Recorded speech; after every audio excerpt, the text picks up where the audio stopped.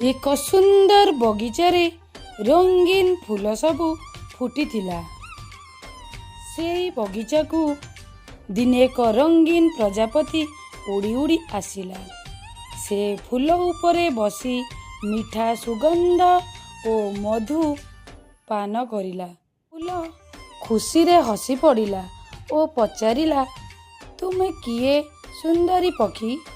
ପ୍ରଜାପତି ହସି କହିଲା, ମୁଁ ପ୍ରଜାପତି, ମୁଁ ପ୍ରକୃତିର ସନ୍ଦେଶ ବାହକ। ଦିନେ ଦିନେ ସେମାନେ ଦୁହେଁ ମିଶି ଆଲୋଚନା କରୁଥିଲେ। ପ୍ରଜାପତି ଫୁଲକୁ କହୁଥିଲା ଜଙ୍ଗଲ ଓ ନଦୀର କଥା, ଆକାଶ ଓ ହଳୁକ ପବନର କଥା। ଫୁଲ ମଧ୍ୟ ତାର ସୁଗନ୍ଧ ଓ ରଙ୍ଗ ଦେଇ ପ୍ରଜାପତିକୁ ଖୁସି କରୁଥିଲା। ସେମାନେ ଦୁହେଁ ସାଙ୍ଗ ହେଲେ। କିନ୍ତୁ ଦିନେ ବର୍ଷା ଆସିଲା। ଭାରୀ ପବନ ଓ ପାଣିରେ ପ୍ରଜାପତି ଉଡ଼ି ପାରିଲା ନାହିଁ। ଫୁଲ ତାକୁ ତାର ପାତ୍ରେ ଆଶ୍ରୟ ଦେଲା। ବର୍ଷା ଶେଷ ହେଲା ପରେ ପ୍ରଜାପତି ଫେରି ଆକାଶକୁ ଉଡ଼ିଲା ଓ ଫୁଲକୁ କହିଲା, ତୁମେ ମୋ ସତ୍ୟ ମିତ୍ର।